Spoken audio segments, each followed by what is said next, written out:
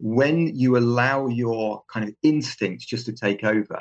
And I think the most important way of achieving that is to very, very simply give yourself a strategy, give something for that internal, those internal thoughts and that internal voice to just focus on, so that when you have to, play the shot, hit the ball, jump, or whatever you are doing within your sport, it becomes a much more natural, a much more instinctive exercise. That was Simon Capon, and you're listening to the Just Fly Performance Podcast.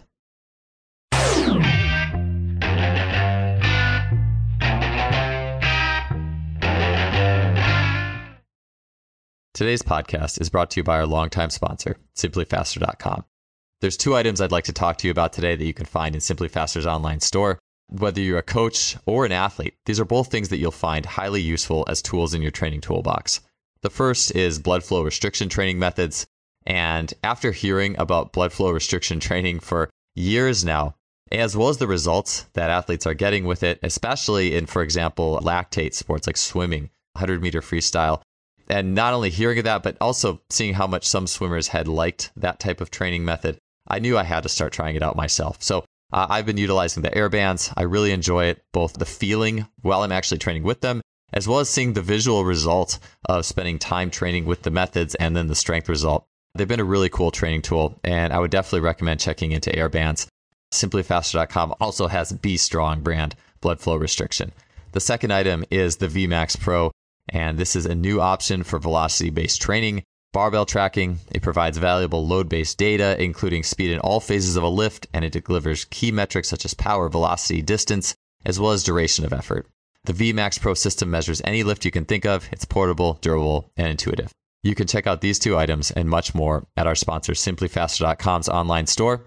Let's get on to the show. Welcome to another episode of the podcast. As Logan Christopher has put it, we are always mentally training, whether we think we are or not. If we do nothing dedicated to improving the processes and habits related to managing our mind and the link between our mind and body well, we will simply revert to and be trained by the default programming, for better or for worse. By focusing on the role of the mind, we can improve our motivation, consistency, our clutch performance, our physical abilities, as well as find a greater sense of purpose and enjoyment in each training session. Today's episode features sports psychologist Simon Capon. Simon is a hypnotherapist, a master NLP or Neuro-Linguistic Programming practitioner. He's the author of the book, It's Time to Start Winning, and he also previously appeared on episode 198 of this podcast, speaking particularly on the link between body language and mental state in athletics, as well as managing the emotional brain for performance. Simon has worked with numerous athletes to achieve national, international, and world titles, and his philosophy revolves around creating self-belief and then seeing the subsequent change in behaviors and action, and therefore our results. On today's podcast, we'll be picking up a little bit where we left off before. Last podcast, we finished with a small bit on how to stay in the present in the course of training. And on this return, we are going to go at length in how to stay in the present moment in training, in competition. Simon will speak at length on methods to do so, his particular strategies, particularly on engaging the sensory systems of the body, turning off or methods to turn off the judging mind, and how to more easily and readily get into flow states. Simon will be discussing the role of visual focus in sport, linking higher purposes and emotions into our movement and our training, as well as a balanced approach to goal setting that really focuses on strategies and the process and consistency. This was a show that had just tons of valuable practical information that can be helpful on all elements, be it training, competition, power events, team sport, endurance. Simon covers an awful lot, and I really enjoy hearing his perspective on this valuable part of the whole or the total package in sports performance. Let's get on to episode 316 with Simon Capon. Simon, it's great to have you back on the show. I know it's been a little while since our last chat, and I wanted to kick this off with, I guess you could call it a warm-up question, but what are your thoughts? And people, if you've spent time in the gym, you see it a lot. What are your thoughts on people on their cell phones between training sets in the gym? And what are some ways that they could better spend that time in between sets of exercises and things to improve their result? Yeah. First of all, thank you, Joel, for having me back. I really, really appreciate this. And you're right. If you go to the gym, you see it all the time. You see people scrolling through their phones, looking at social media. I think the immediate answer is that wherever you are, be there. And what I mean by that is that we all do this. So, we are, with family or friends, and our minds are thinking about other things and we're not really present. And we certainly have this in the gym. So, between sets, you're scrolling through your phone, you're looking at social media, what people did last night, funny videos, and all of these kinds of things. But essentially, energy flows where focus goes. So be very, very aware of where your focus is. But I think, having a purpose, when you're in the gym, you're there for a reason. So it might be, to get fit. It might be to lose weight, gain weight for a specific sporting activity. But like I said before, wherever you are, put your heart and soul into it. But there's always this other part as well, which is essentially we have what we would call a pain-pleasure balance. So we all have this, it is homeostasis. It essentially means that, so it comes from a very primitive age when we were hundreds of thousands of years ago, when we had pain, which was hunger.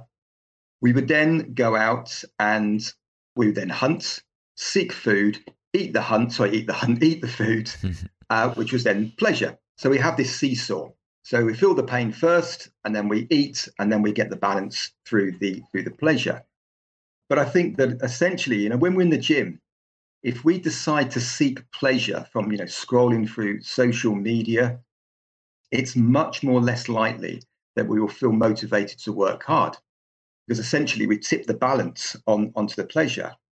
However, if we decide to go straight into the hard work, feel the pain, then essentially the seesaw goes to the pain side, which means that when we have completed the reps, completed the set, completed the gym session, it's much more likely that you will feel the pleasure from feeling, that sense of completion, that sense of satisfaction, pride, and fulfillment.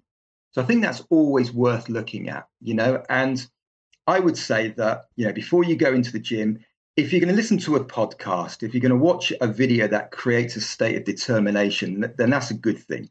It's the scrolling through, entertainment that I think we should really avoid. So I think a better way of spending time between each set or whilst you're at the gym is understanding that the set that you have completed, first of all, give yourself a pat on the back and say, I did it. But then secondly, say, okay, so now my next set, whatever it is I'm going to do next, I am going to feel the friction, because essentially I decided to be here. There is benefit of being here. And to make sure that, every time I complete a set, every time I complete a rep, just reminding myself that I am creating greater strength, greater power, and greater stamina. But more than saying it, you want to really internalize that, really feel it, so that between those two sets, that time is being spent very, very productively. So it's not about finishing the set and thinking, okay, what could I do next? You already have something planned, which is, again, it's just like I say, just internalizing the fact that each and every set that you deploy, each and every set that you execute, just internalize you're creating greater strength, stamina, power, and energy. I think that's a much better way of utilizing that time.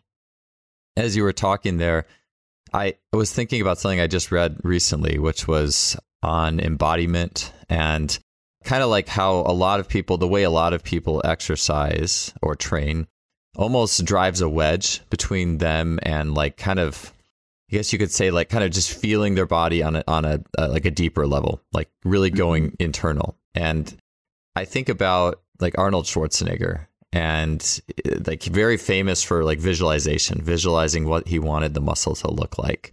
Yeah. And I think a lot of people treat, if we're just even talking about just a very simple form of training, just a bodybuilding set, as opposed to a complex, football set, offensive set or defensive set, things it's weightlifting is pretty simple on the outside level, but I think it offers a deeper level to go internal. But I think that takes a little bit of discipline. And I think the way a lot of people train is it's a very like the embodiment thing, like they drive a wedge between themselves and really like, I think getting like a flow state experience, if that makes sense, out of the training session, because they do things that are maybe the set is outright painful. Maybe you're going to like a difficult, I don't know, you could just like a CrossFit workout, something that's very hard. And the whole time you're almost like dissociating yourself from your body just to get through it, Or, I mean, not that you could check your phone necessarily in between those, because at least that's a fast pace enough that you can't. But like the thing where it's like, okay, I'm going to do a few sets of this and then I'm going to go check. Like, it just seems like the embodiment level, the presence level is going to, no matter what, it's going to be really low in that frame of mind. You're never going to really get that far into it. It's like it almost is going to put a ceiling on how many layers deep you can go. Yeah, I agree totally. But you do see it so often. And I think that, like we said before, is, wherever you are, be there. So, the purpose of being in the gym, in that moment, is to put all of your time and effort. Like you said just now, it's about being in the present moment.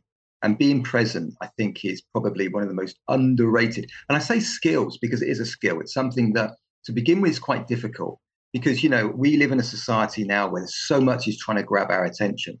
So you scroll through the phone and there's different posts and different ads and all sorts of things screaming for your attention.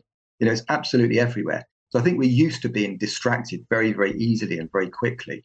So it's a good place to practice this, to practice being present, to be in the now, because that will, and I'm sure we'll talk later about, the flow state. That makes a huge difference because essentially it is a skill. It's something that does need work. It's something which doesn't come particularly natural to us, but the time invested in practicing, fundamentally a very, very simple skill is so worthwhile because it's not just about the gym, it's about other areas of your life as well. And of course, if you can be in the moment and put your heart and soul into everything that you're doing in that time, in that company, in that environment, it just means that over time, your results start to go through the roof in every area of your life. So it's a really, really important topic, I think. Yeah. Yeah, I think it'll really lead into the next portion where we talk about flow states. But before we get to that specifically, I like how you mentioned that like you're training yourself basically to stay in the present, and just same way you're training your body as you go through the physical activity. I think that the ability to not succumb to, let me just check, this social media update. Let me check this text. Like I saw, and I could actually post this in the show notes, a recent infographic by a group I really like called After School. And it was on dopamine, maybe like kind of dopamine fasting on a level, but more, it had just a cool visual on what happens when you succumb to those pressures of, checking the notification, checking out of the present moment to escape. And it's almost like the more often you do that, the more often you check your phone, your stocks, your texts, your social media. The infographic had it where each of those is like a little gremlin. And every time you check it, you get more gremlins. And it's actually harder to pull away. So it's no matter what you do, you're always training. I know Logan Christopher, who's been on this show, has said you're always mentally training, whether for good or for bad. And so it's like if you're distracting yourself constantly, you're actually training yourself. You have more gremlins constantly pulling you. You're actually training yourself to get pulled away, to come out of the present moment more easily. And as you said that, it's like, you're always training yourself. It's just, how are you training yourself? But you're right. And it's interesting to say about the gremlins, because you're right. We go on social media and we have this kind of need to be entertained and to be excited and find something which we find, very pleasurable. And then we stay on it and it becomes less and less and less. So then we start to search for more to get that same kind of, dopamine. And the thing is that, dopamine has a way of, when you first do something, it's very high, but when you repeat the process, it gets slightly less each time. So what we tend to do is, look for things which are more exciting to kind of experience that same level. The problem is that you're absolutely right. We kind of have this seesaw. So, when the pleasure is being tipped one way and consistently being tipped, we're always looking for that, those good feelings. You're right, is that the pain gremlins are all jumping on to saying we need this balance. So as soon as you come off social media, so as soon as you come off your phone or those entertaining, whatever it may be, then of course the seesaw then has a huge tilt. So you really feel the pain. And, you see this with particularly, I'm not just picking on young people here, but, very young teenagers will be on the phones for, a long period of time.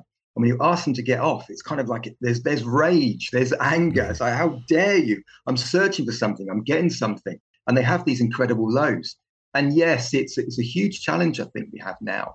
But if we can, help people to kind of, to get out and take up sports and, use their bodies and understand what challenge is about and be able to, take them away from that technology, even if it is, for a period of time each day, I think that can only be beneficial long term for everybody. And I say young people, but actually it's for everyone, but particularly young people, because, they're brought up with the technology we have today.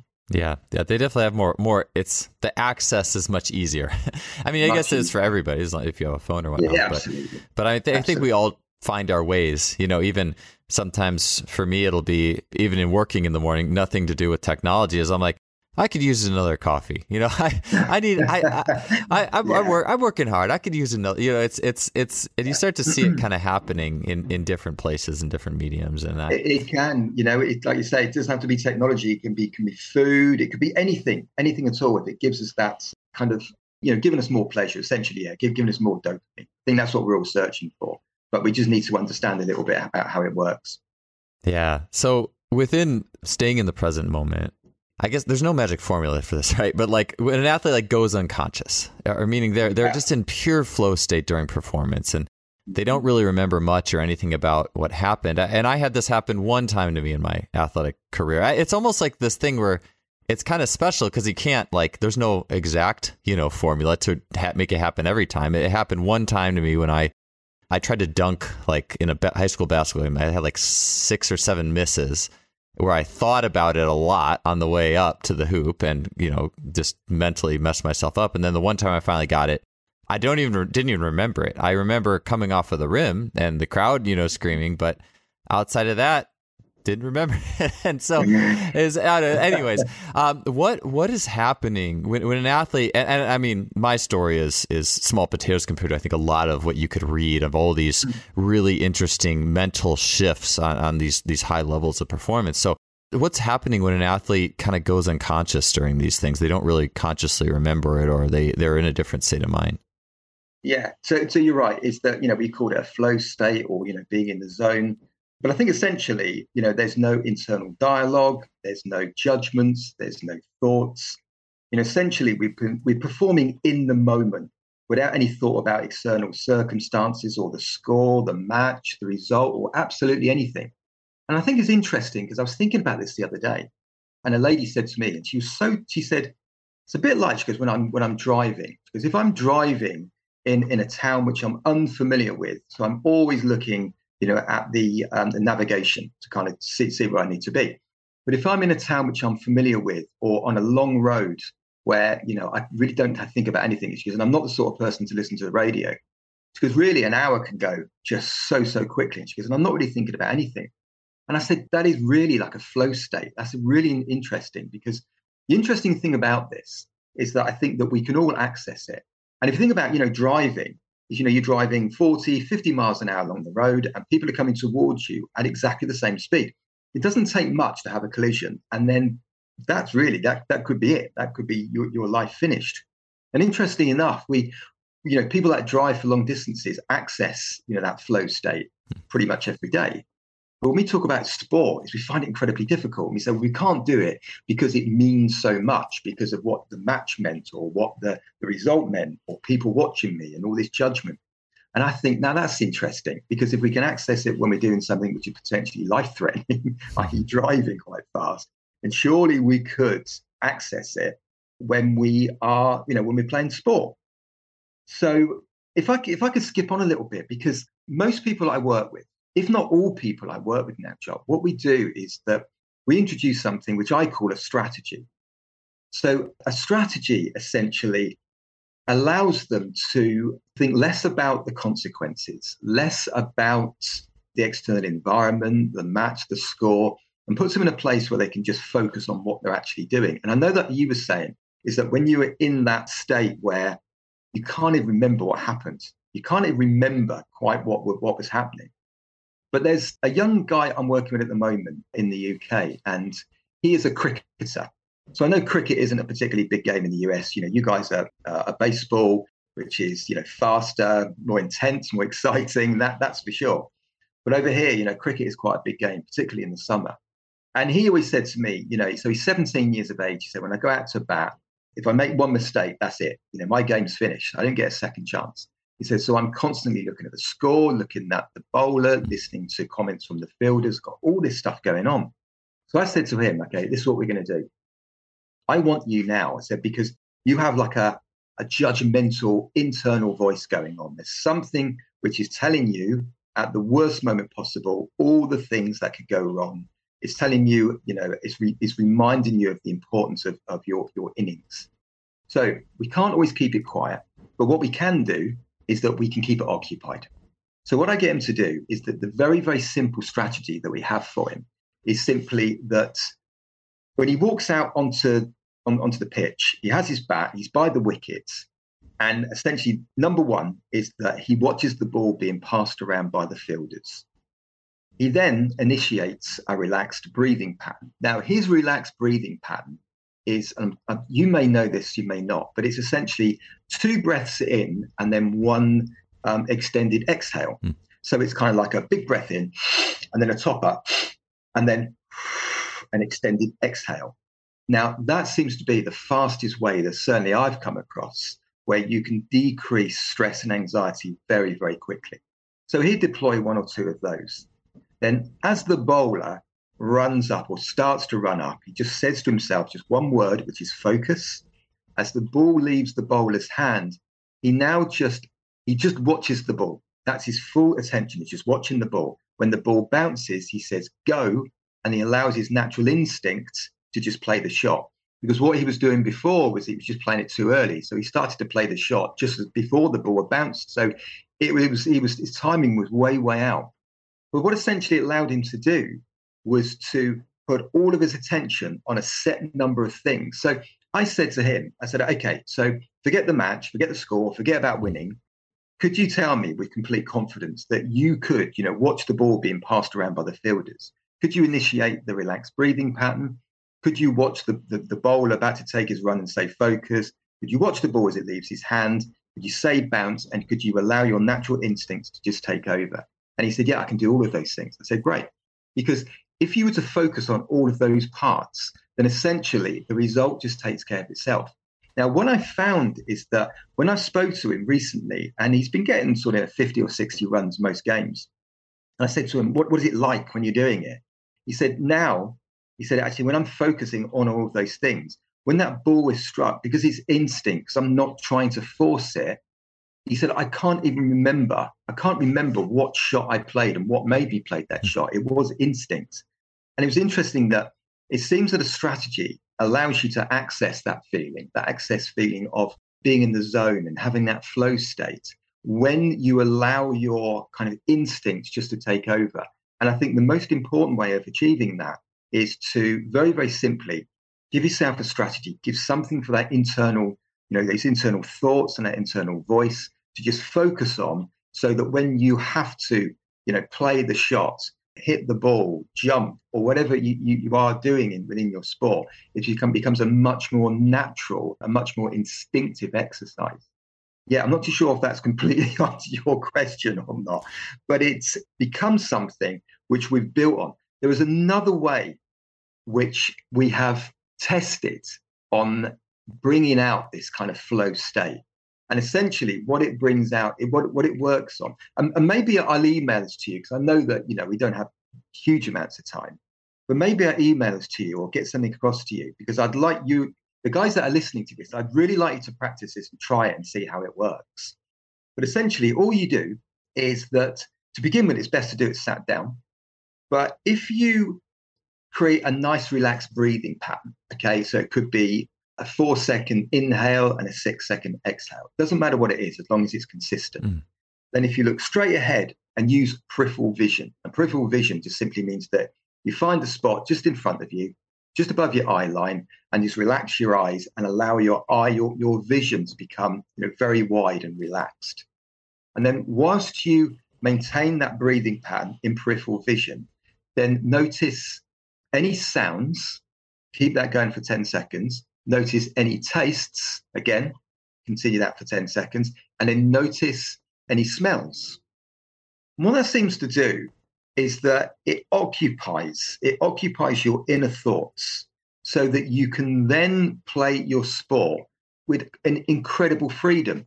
And we tried this a little while ago where there was a tennis player, and he said to me, the number of times I can be 5-3, 5-2, 5-3 up in the deciding set, and I'll be 40-love up serving.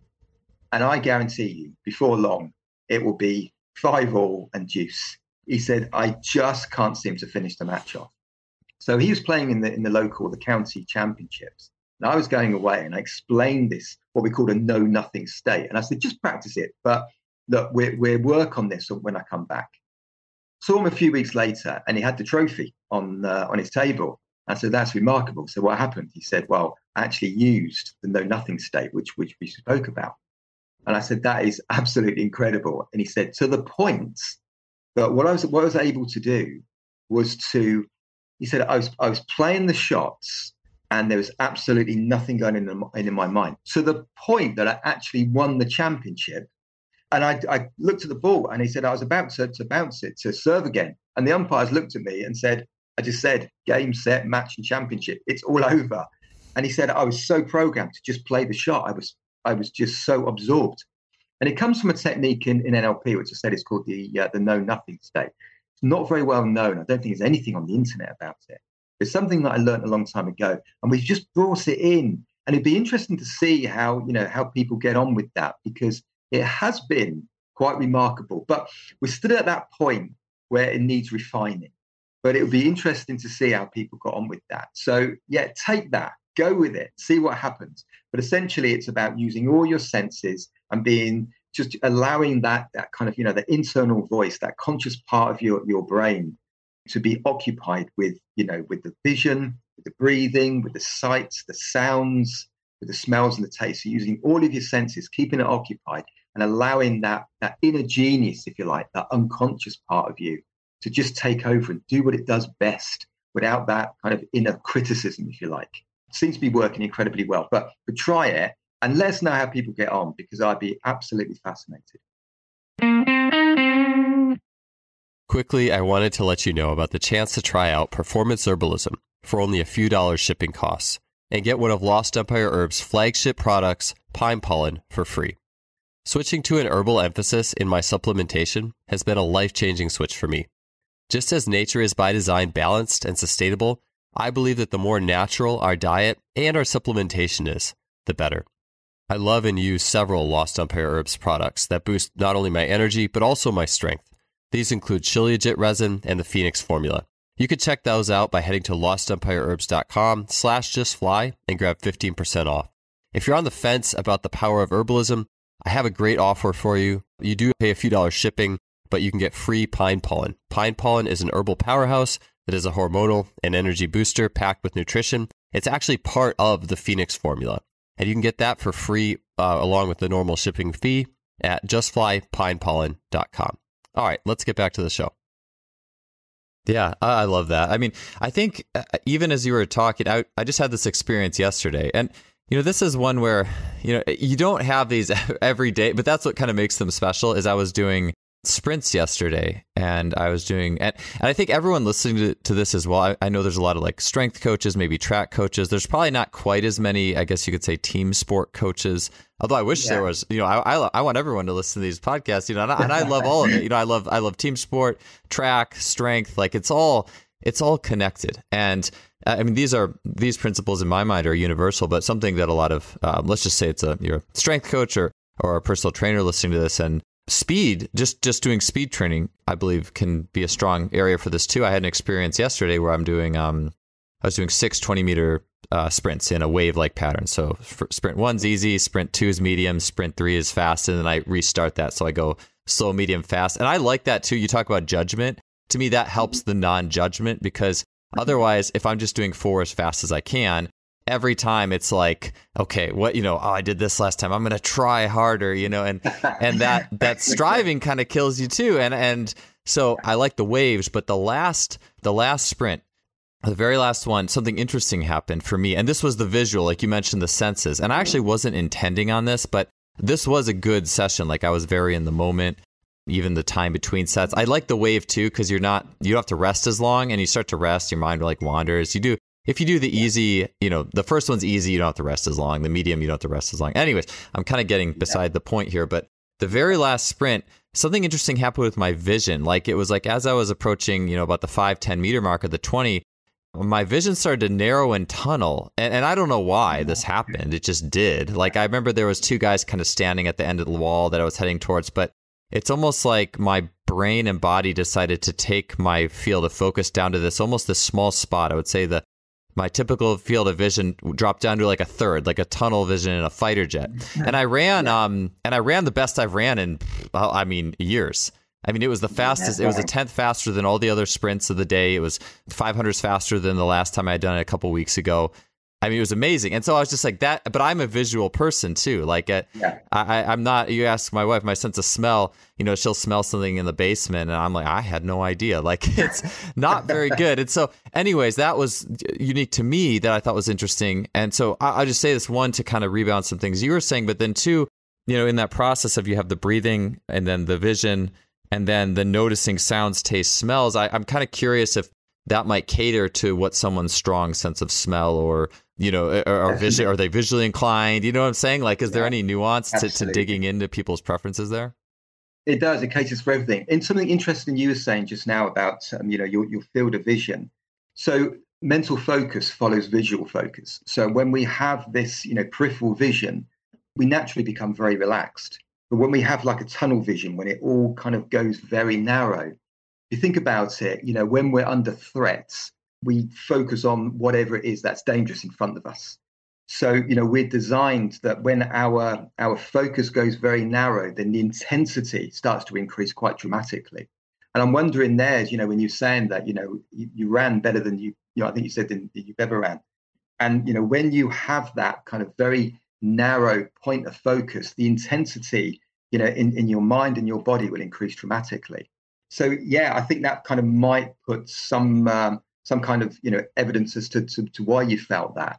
But I think that, I'm not an athletics coach, but I know that when I'm working with the sort of long distance runners, with the marathon runners, very often we'll encourage them to have a peripheral vision, kind of very wide and something which is kind of keeps them relaxed because, of course, they're running for, several hours at a time. It's relaxed. Mine was just a under 3-second burst without any options to the left or right. It's not like I'm playing a game, a team sport game. Yeah, completely. And I think that makes perfect sense. Is, when the sprinters, they need to be, all power. They need to be focused on that 100-meter line. That's 10 seconds and it's all over, or less for some of them.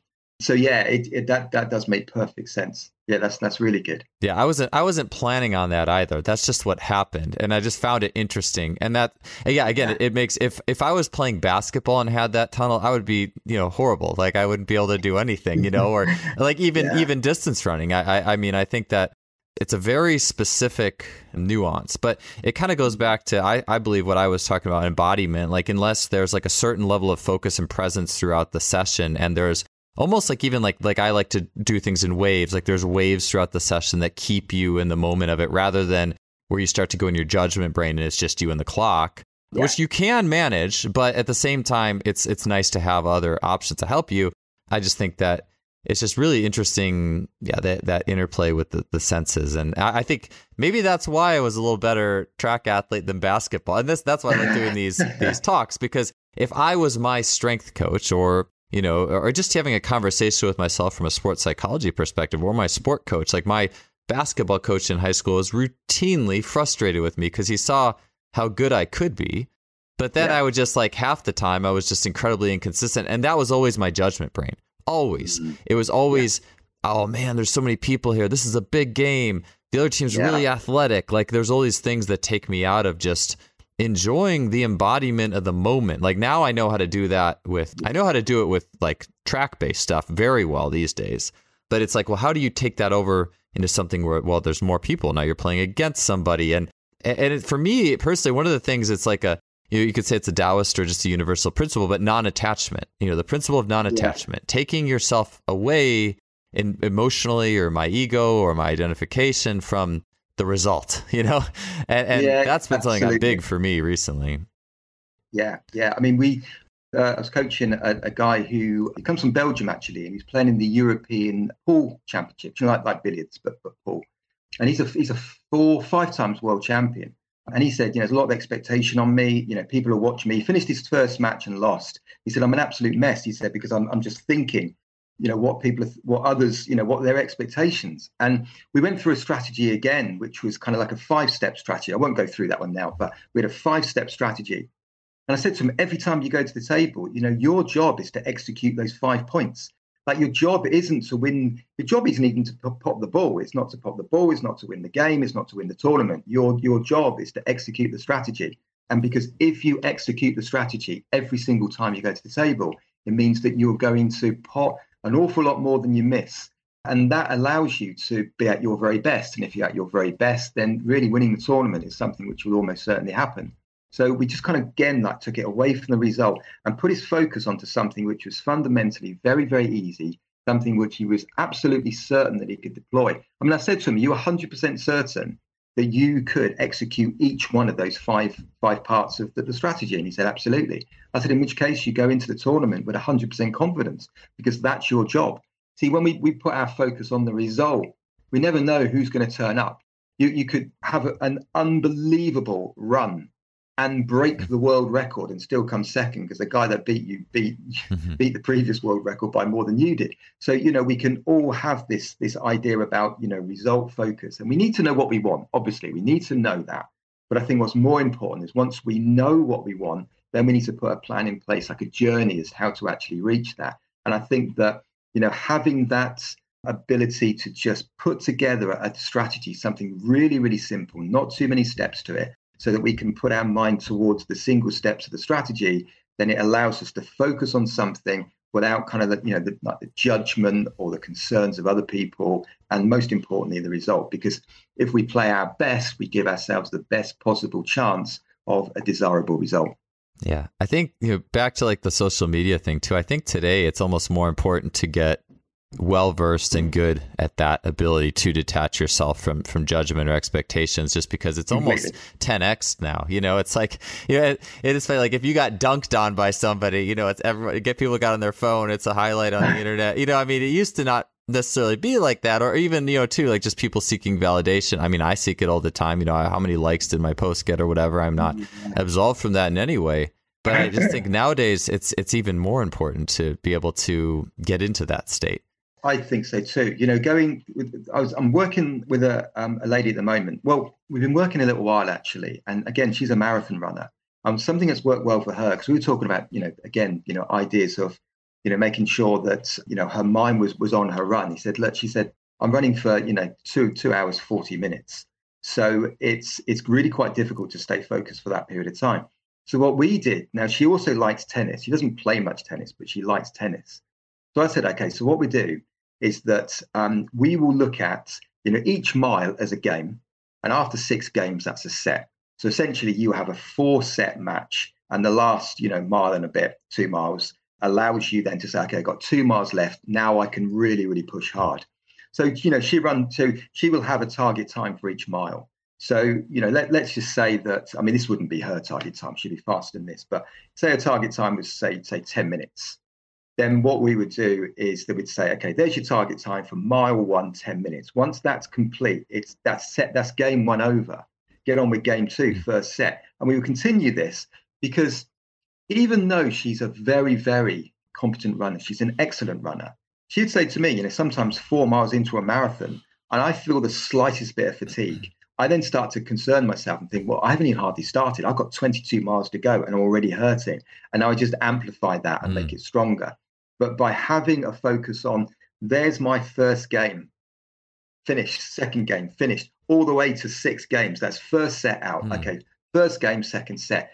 And it just works incredibly well. And those times when she said to me, even halfway through, I start to doubt myself if I can stay focused just for those few, for maybe sort of 6 or 7 minutes. Then she'd make a deal with herself and say, okay, can I stay focused for 3? Absolutely. So she would stay focused for 3. And then once that 3 minutes was up, very often she'd be back into the zone again. But if she wasn't, it was fine. She could then just say exactly the same question again, just stay focused for 3 more minutes. But it's just using these little tricks to make sure that she was, able to occupy that judgmental voice, so that she could allow her inner genius, if you like, this unconscious part, this part which essentially controls the body, to just do what it does best, which is to allow her to perform to her best. But it was just an interesting strategy, and you may just have people that find that quite interesting. Yeah, I like that a lot. Something that I like to do a lot in the gym is long isometric holds, and I think they're interesting on a lot of levels for individuals. And one of the hardest of all the holds is just hanging from a bar. So just hanging from a pull-up bar, because you can't wiggle out of it. Like if I'm doing a lunge hold, I can or a plank. A plank, I think, very well known. You can shift your body subtly and put the stress on a different muscle. But if you're hanging from a bar, you really can't wiggle out of it. It's literally just you and fatigue. And and I noticed 2 days where if I'm doing it and it's a day where maybe I've been a little more stressed out, the fatigue will come earlier. And then it's a negative cycle, because it's like for the exact same reasons you were saying, you're on mile 4 and this already hurts and I got 22 to go. And instead, if you could frame it as, okay, I'm doing this hang and I want to be up here 2 minutes. All right, the first quarter, second quarter, third quarter. I remember, I probably would butcher this, but I think David Goggins, the well-known endurance athlete and former Navy SEAL, it was something to do like count down from 10 and, well, you didn't die, so count down from 10 again or something like that.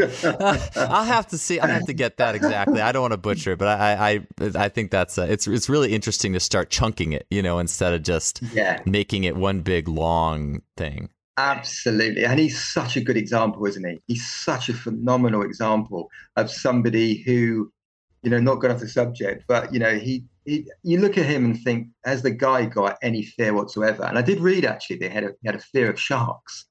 So there was, I think he was at Stanford. I can't remember. It's one of the universities there. And essentially they said, okay, we're going to expose you to your biggest fear. We're not going to put you with the sharks, but we're going to put a shield on so that, you're going to have the whole experience. And he said he just could not wait to get it on. So essentially, and I think he said, look, it's not that I'm fearless. Mm-hmm. It's the fact that I create courage and attack the fear. Because if I keep attacking it, eventually my mind will say, okay, that's not actually as scary as I thought it was. Because if I continually attack it and I come out, like you say, I'm still alive. Mm-hmm. It couldn't have been that bad. But I just love the guy's attitude. Absolutely.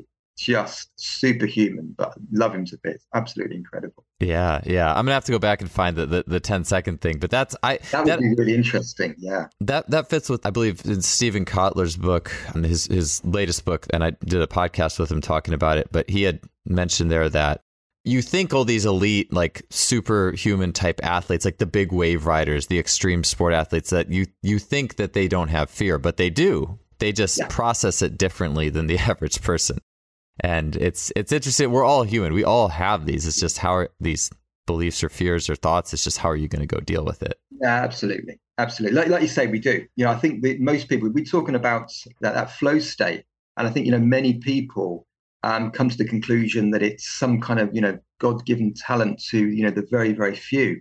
But the reality is I always look at everything and say, okay, if one person can do it, then surely other people can do it. Whether that's true or not, that's the belief I have. And that's what helps me to kind of, pursue what it is that they're doing. And very often they don't even know what they're doing. But if you can, dig deep enough and ask the right questions, it's amazing what you can uncover. And I find that, when you're talking about, fear and pushing through, again, going back to this particular lady who was a marathon runner. And she said to me, there is one particular lady. So so her goal was to represent England in the over 40s category. And she said there's one particular girl who she said she's kind of like my arch rival. And she goes, and as soon as I see her, my heart stops and my stomach tightens. I said, okay. And she goes, and the worst thing is we'll have maybe, a mile or two to go. And she's just in front of me. I'm thinking, okay, you could go now, I could go now, but this is going to be absolutely dreadful. So I said to her, how about, instead of retreating, how about attacking? And she goes, okay, how would I do that?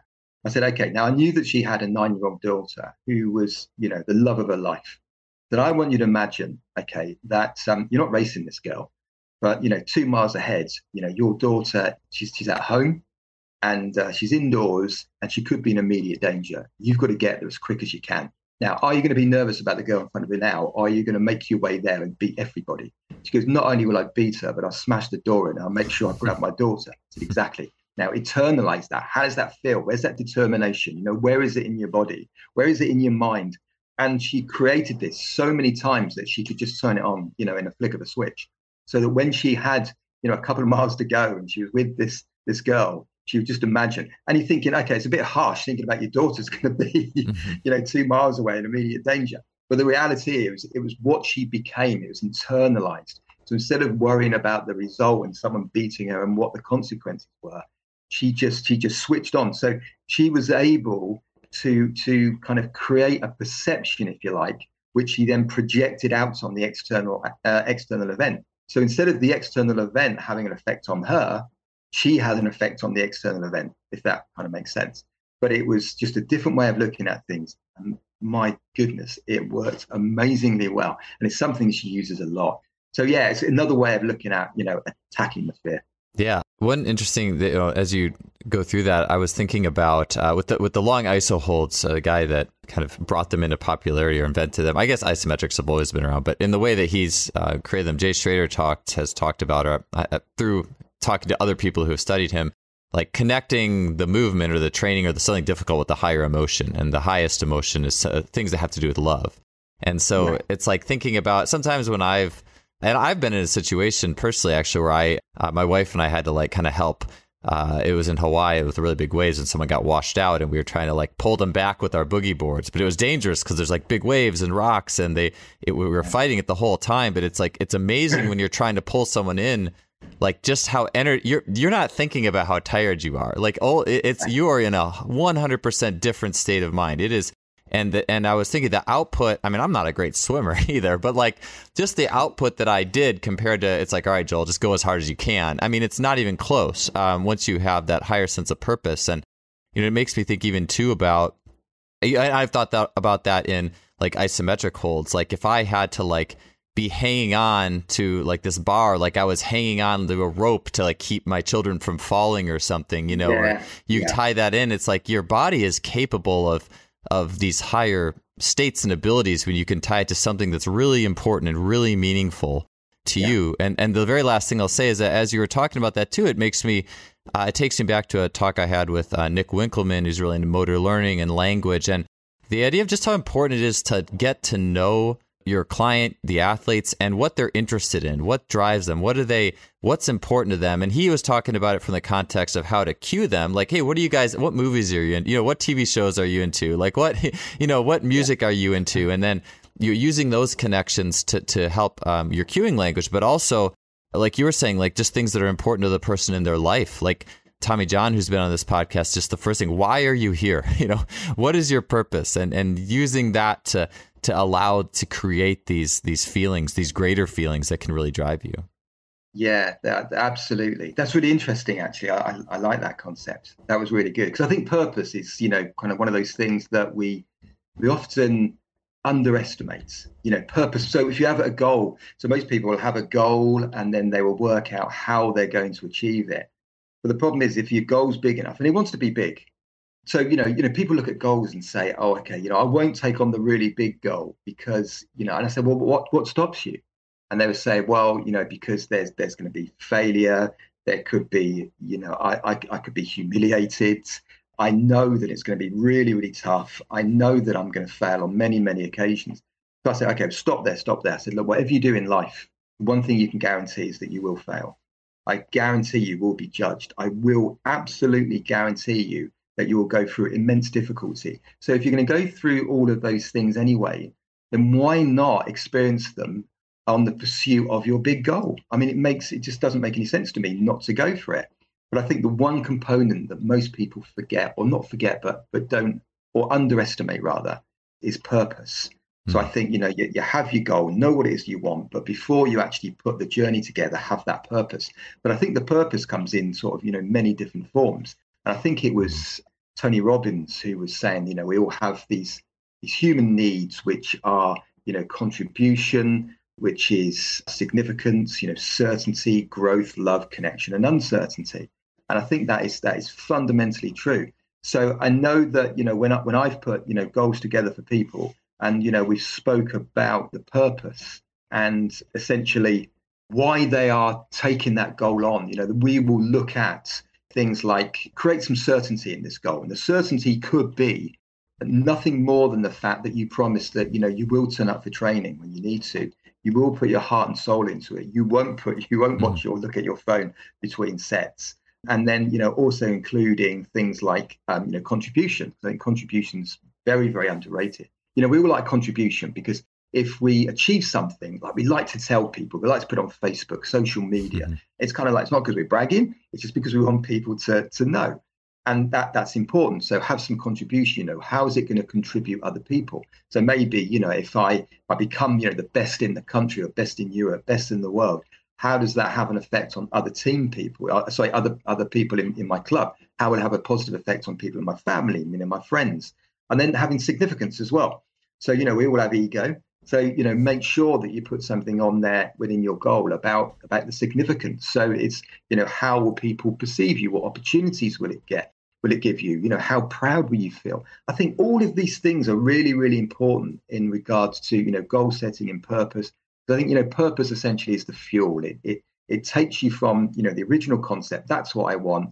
Before you hit the journey, then you have a purpose. Because like we were saying, if the purpose is strong enough, like you, when you're saying you're in the water, you weren't a strong swimmer, but what you were able to do is kind of, access something which probably, is very, very difficult to consciously create, but it's so important. It's life and death situation that nothing's going to stop you from saving this person. Absolutely nothing.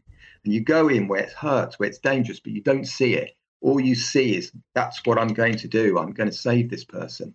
And I think that, that's a strong purpose. It doesn't get any stronger than that. And I think, when we can identify those elements and bring them into a goal setting exercise, then it can take us to places where perhaps we once only dreamt of. But I think, purpose is very underrated, but incredibly, incredibly important. Yeah. Speaking of, I'd mentioned Tommy John, a conversation I had with him a few years ago. He had talked about that massive sense of purpose. One of his links to it was looking at like when Alex Honnold climbed El Capitan with the free solo and without any climbing gear, like this sheer rock wall where you could see it. Yeah. You could see in your visual this sense of massive obstacle that links to this sense of purpose. And I think to be able to put that into words for people is not always easy, to be able to get people to really feel, wow, what is this? What is the magnitude of the sense of purpose that will take me towards my goal? I think it's easier said than done, but it's absolutely that's why we're having this conversation today. Kind of helping to understand that.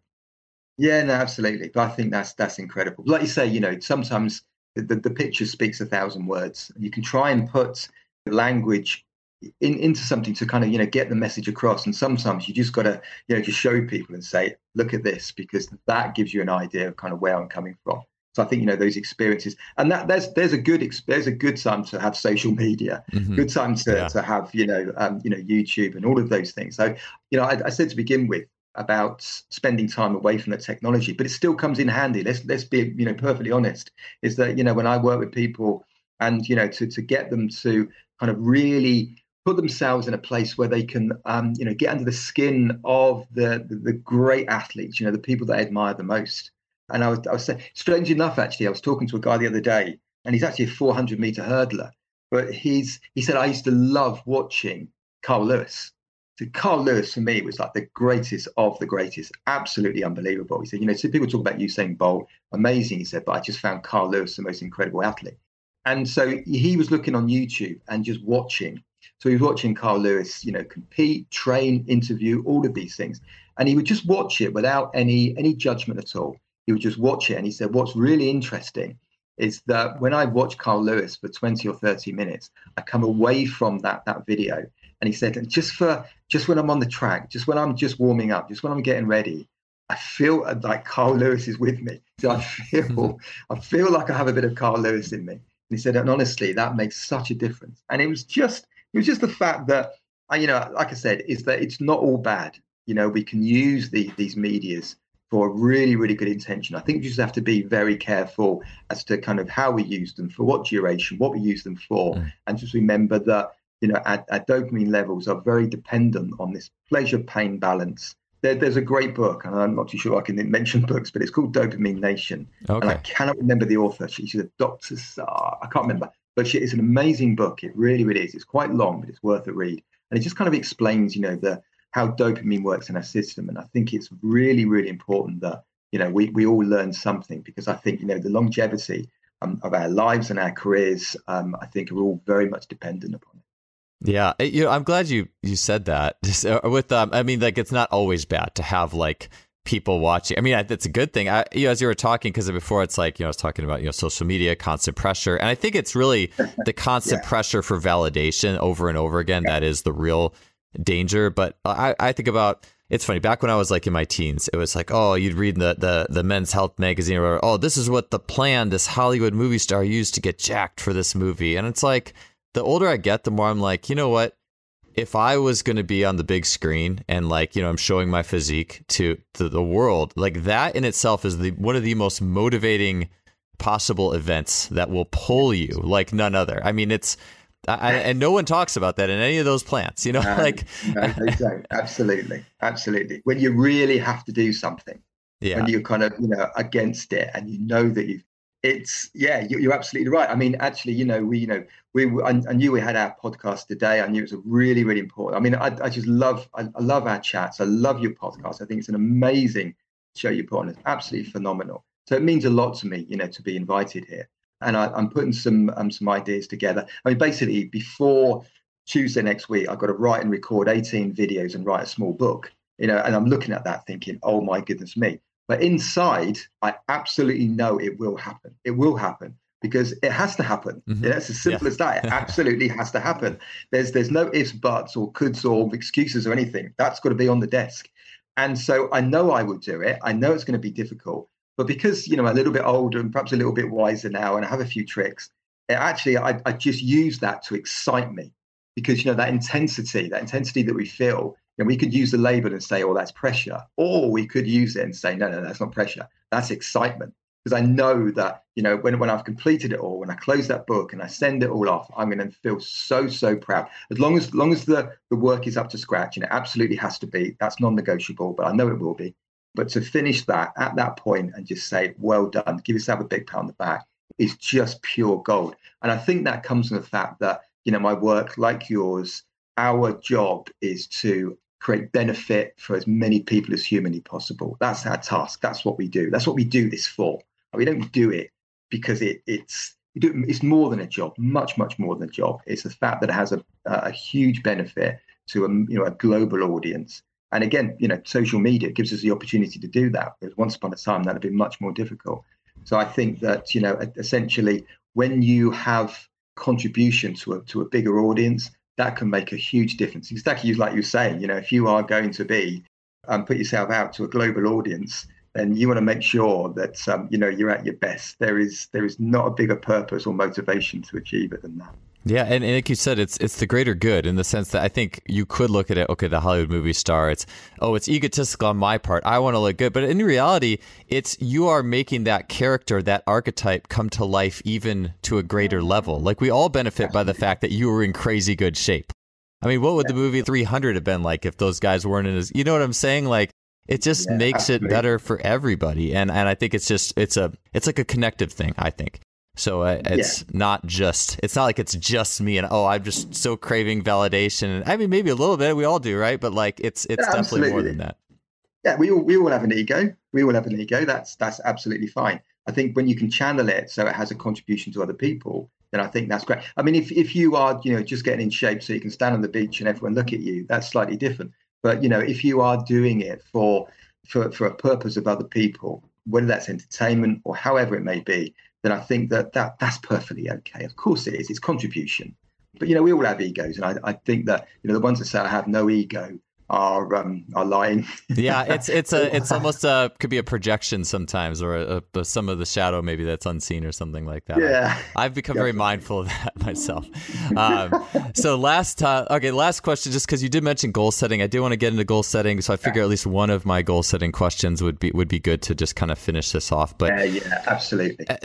This is something I think about a lot. Simon, everyone says like have goals, but sometimes I think that it's really easy to become overly attached to a goal. Or I've been part of like college track environments and swimming environments where the people's goals were just so insane, and often they just never got accomplished. And I get it with SMART goals, it's attainable. A lot of times people think their goal is attainable. I know, I'm just curious, like your thought on that the finer points of goals in the terms of a process goal and an outcome goal, and what are some practical, just some good practical ideas where that comes with that? Yeah, it's a great question. And I think, to begin with, we talk about, process goals. I think to begin with, we absolutely, what's really important is that, like we said, we need a big goal. You need something to kind of get some excitement. If the goal doesn't excite you, it's probably not worth having. So, have a big goal. But I think the next part of it is that I have what I call, monthly standards and weekly and daily tasks. So it's probably an easier way of explaining to this in a real life situation. So there was an athlete local to me who simply wanted to become the best 800-meter runner in his club, and he wanted to achieve this in a 6-month period. So what we did, we worked with his coach and said, okay, if we were to kind of look at 6 months and say, where does he need to be on each of those months in terms of time that he's completed for the 800? Where would he need to be? So the months become what we call checkpoints.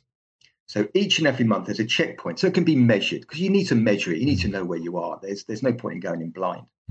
But then at the end of each month, we put together the weekly tasks. So the weekly task included, his training schedules, conditioning, a bit of mindset training with me.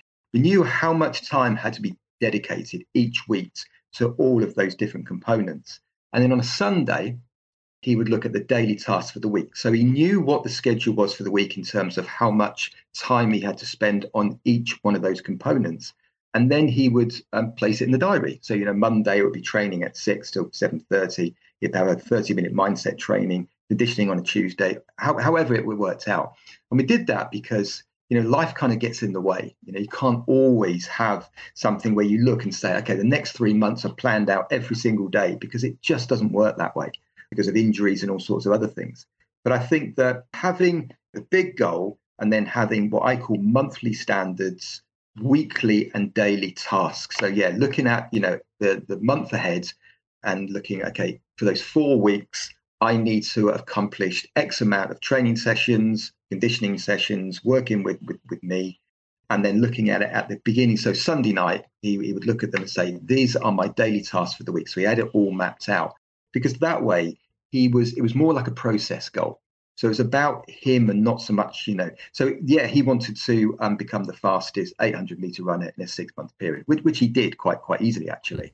But the reality is that he was able to channel his focus onto the process, onto his performance, to him, rather than having this big goal, which was going to take, 6 months, every single day. He's thinking about being the fastest. I'm a long way from that, because if you're a long way off of it, and you probably will be if it's a big enough goal, then it becomes really, really quite difficult, and you can lose enthusiasm very, very quickly. Whereas if you just focused on that daily task, and it just kind of keeps you in the moment. So I think that seems to have worked out really well, but it's always evolving. That's where we are right now with goal setting.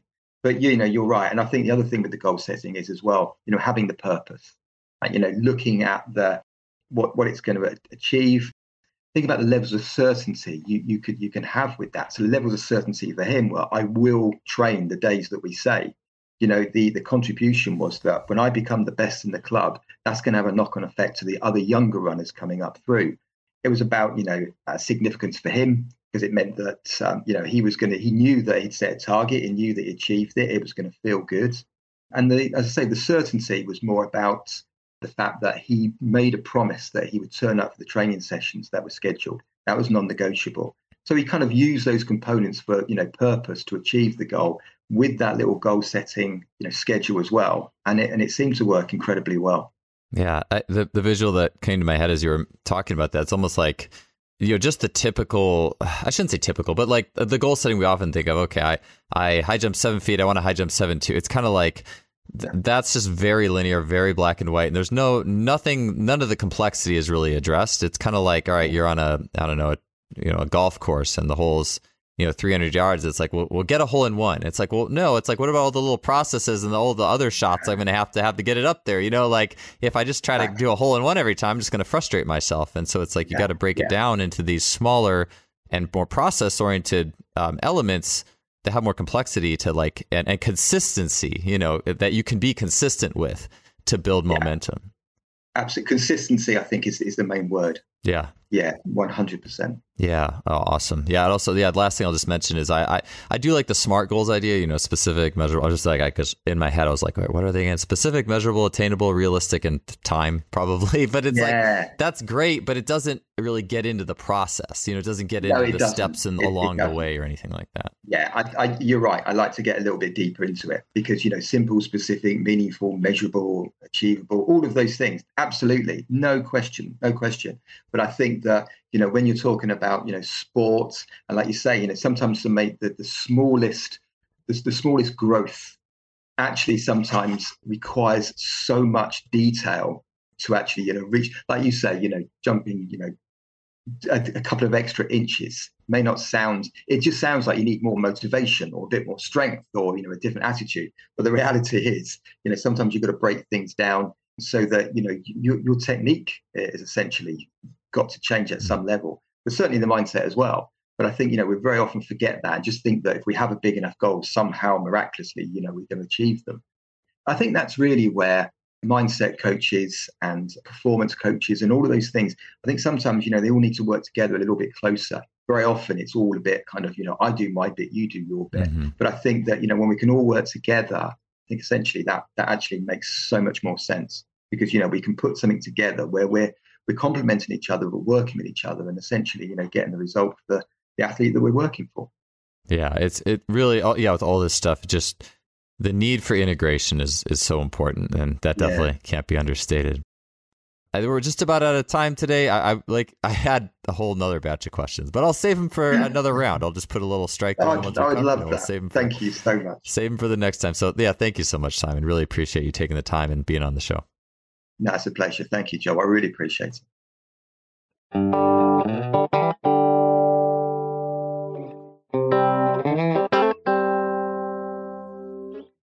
Thanks for tuning in. Appreciate y'all being here. If you want to help us out, you can leave us a rating or review on whatever platform you're listening to, Spotify, iTunes. Would totally appreciate that. We'll see y'all next week with another great guest.